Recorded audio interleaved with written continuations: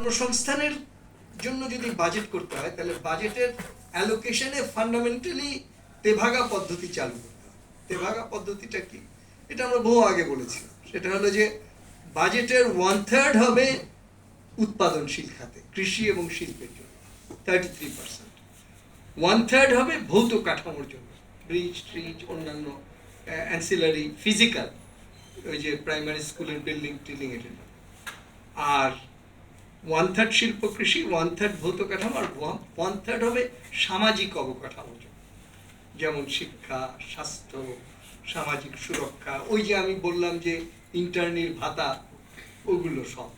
তাহলে এই 33 এই ব্রড ভাগটা যদি প্রিন্সিপাল ঠিক থাকে, তাহলে তারপরে ওটার মধ্যে আমি তখন শিক্ষায় কত পার্সেন্ট, স্বাস্থ্যে কত পার্সেন্ট, মানে 33টা মন্ত্রণালয়ে কত পার্সেন্ট সেটা করবো।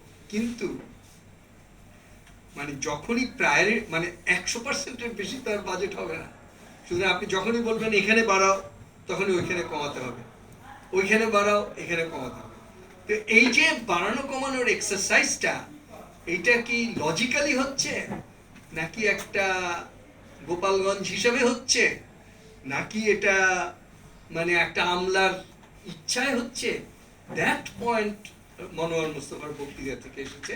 আর গতকাল ফরাসউদ্দিন সাহেব একটা প্রস্তাব দিয়েছে, যেটা মোটামুটি ভালো, যেটা শুনলে তুমি খুশি হবা মুস্তফা। আমাদের প্রস্তাবটাই উনি আবার বলেছে কালকে।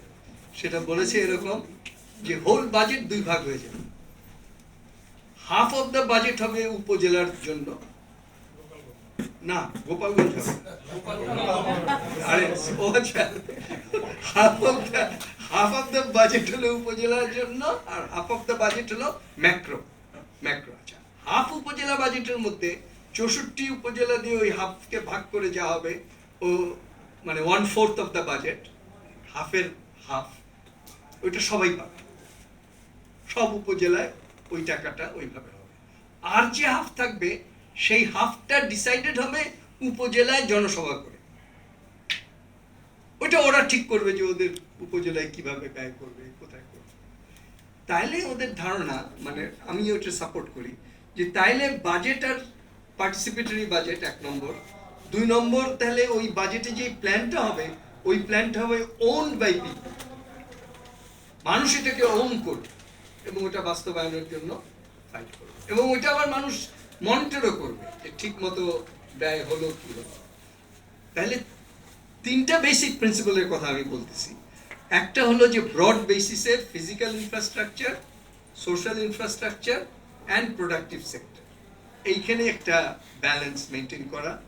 আর আরেকটা আমি বলছি পার্টিসিপেটরি ইনস্টিটিউশনাল মেকানিজম করে প্রায়োরিটিগুলো সেই অনুযায়ী ঠিক করা। আমলাতন্ত্রকে ভেঙে দাও, আমলাতন্ত্রকে ভেঙে দিতে হবে।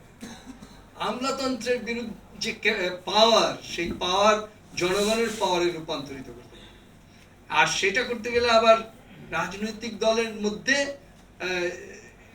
কেউ সাপোর্ট করবে, কেউ করবে না। যে করবে সে একটু মোর ডেমোক্রেটিক যদি হয়, মোর প্রো পিপল যদি হয়, তাহলে করবে, আর নাহলে করবে না। বাম টেন্ট শব্দটা বাইর করছে কি, বাম টেন্ট, বাম তাবু।